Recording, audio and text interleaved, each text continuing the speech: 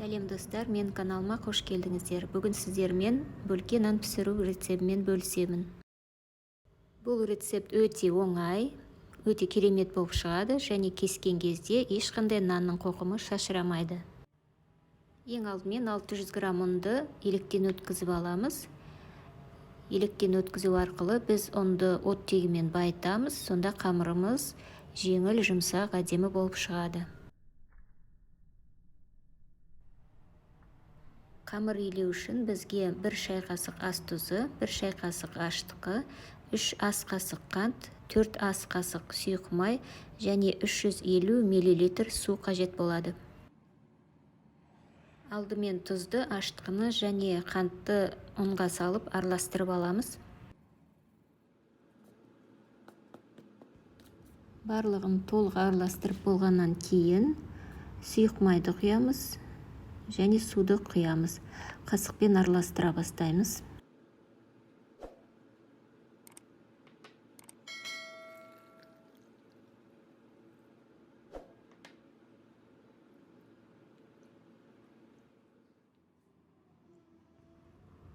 Қасықпен араластырып, су сіңгеннен кейін енді қамырды жаймен қолмен илей бастаймыз. Нанның қамырын 20 минуттай қолмен илеу керек. Өте мұқият, ешқай жерінде түйіршік, құрғақ ұн болмау керек. Егер ұн көп жиналып тұрса, ол жерге аздап су құйып отырамыз. Нанның қамыры біздің қолымыздың жылуын, энергиясын алу керек.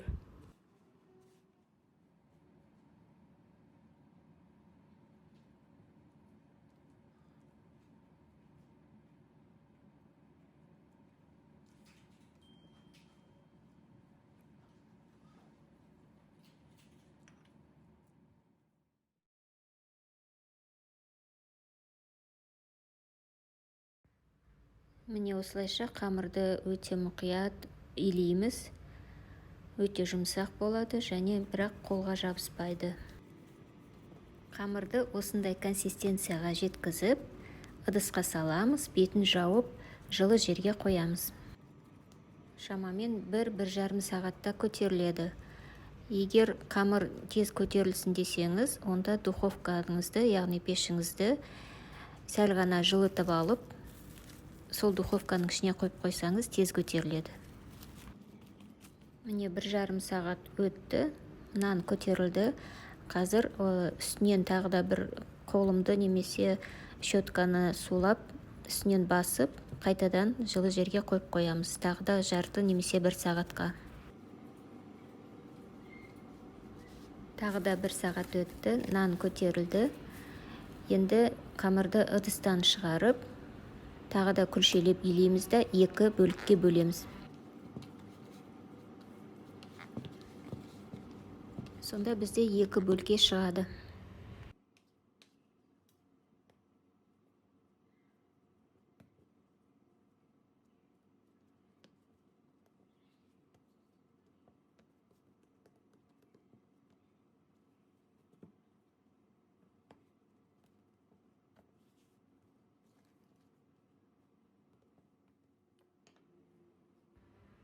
Бөліктерді қалыңдығын 1,5 сантиметрде етіп жайып аламыз, сосын рулет сияқты ораймыз.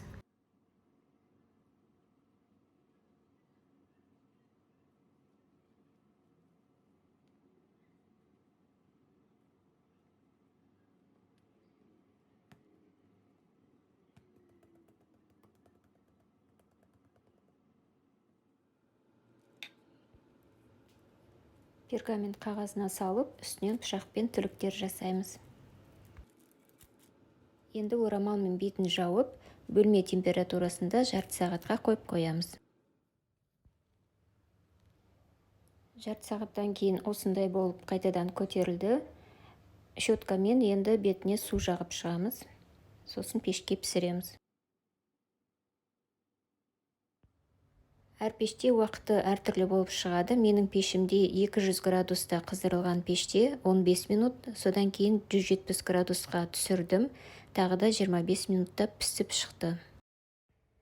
Егер нанның қоқымы шашырамасын десеңіз, духовкадан шыққаннан кейін ыстық күйінде щеткамен тағы да су жағып шығыңыз. Және орамалмен бетін жауып, салқындатып алыңыз. Егер дүкеннің нанынан жалыққан болсаңыздар, осы рецептпен міндетті түрде пісіріп көріңіздер. Біздің отбасымызға өте ұнады.